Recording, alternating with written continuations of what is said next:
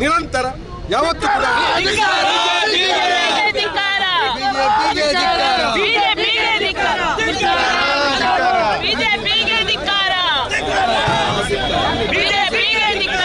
UPA ಸರ್ಕಾರ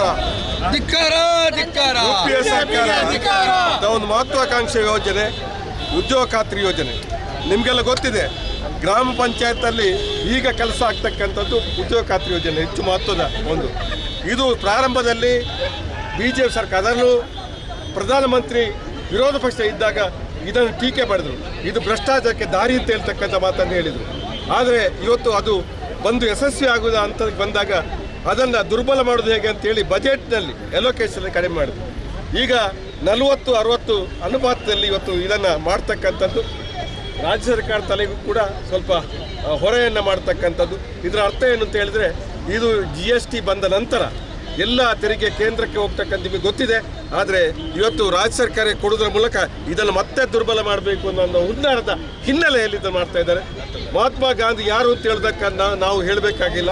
ಜಗತ್ತಿನ 80 ರಾಷ್ಟ್ರಗಳು ಮಹಾತ್ಮ ಗಾಂಧಿ ಪ್ರತಿಭೆಯನ್ನು ಇಟ್ಟು ಅವರಿಗೆ ಗೌರವ ಕೊಡ್ತಕ್ಕಂಥ ಕೆಲಸವನ್ನು ಮಾಡ್ತಾರೆ.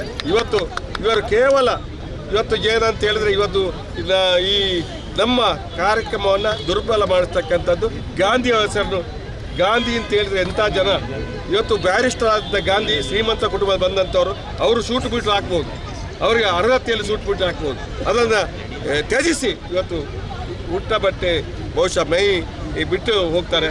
ಇವತ್ತು ಸೂಟು ಬೂಟು ಹಾಕಿದವರು ಇದಕ್ಕೆ ತೊಂದರೆ ಮಾಡ್ತಾರೆ ಅನ್ನೋಂಥ ಮಾತನ್ನು ಕೂಡ ಹೇಳಲಿಕ್ಕೆ, ಇದು ಮಹಿಳೆಯರಿಗೆ, ಕಾರ್ಮಿಕರು ಎಲ್ಲರಿಗೂ ಕೂಡ ತೊಂದರೆ ಆಗ್ತಕ್ಕಂಥ ಕಾರ್ಯಕ್ರಮ ಅಂತ ಹೇಳಿ ಈಗ ನಾವು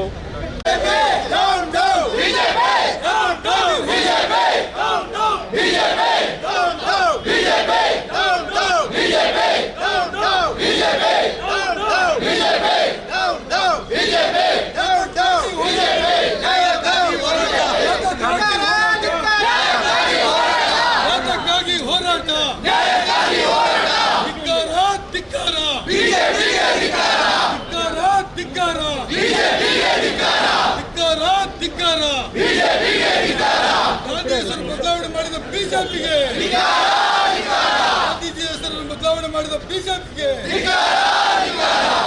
ರಾಹುಲ್ ಗಾಂಧಿಯನ್ನು ಬಂಧಿಸಿದ ಬಿಜೆಪಿ ಸರ್ಕಾರಕ್ಕೆ, ನ್ಯಾಷನಲ್ ಹೆರಾಲ್ಡ್ ಪತ್ರಿಕೆಯಲ್ಲಿ ರಾಜಕೀಯ ಮಾಡಿದ ಬಿಜೆಪಿಗೆ, ನ್ಯಾಷನಲ್ ಹೆರಾಲ್ಡ್ ಪತ್ರಿಕೆಯಲ್ಲಿ ರಾಜಕೀಯ ಮಾಡಿದ ಬಿಜೆಪಿಗೆ, ಇಡಿ ಕೇಂದ್ರ ದುರುಪಯೋಗ ಮಾಡಿದ ಬಿಜೆಪಿಗೆ, ಟ್ಯಾಕ್ಸನ್ನು ದುರುಪಯೋಗ ಮಾಡಿದ ಬಿಜೆಪಿಗೆ ಧಿಕ್ಕಾರ. ಯಾತಕ್ಕಾಗಿ ಹೋರಾಟ, ಎಲ್ಲಿಯವರೆಗೆ ಹೋರಾಟ, ಯಾತಕ್ಕಾಗಿ ಹೋರಾಟ, ಎಲ್ಲಿಯವರೆಗೆ ಹೋರಾಟ,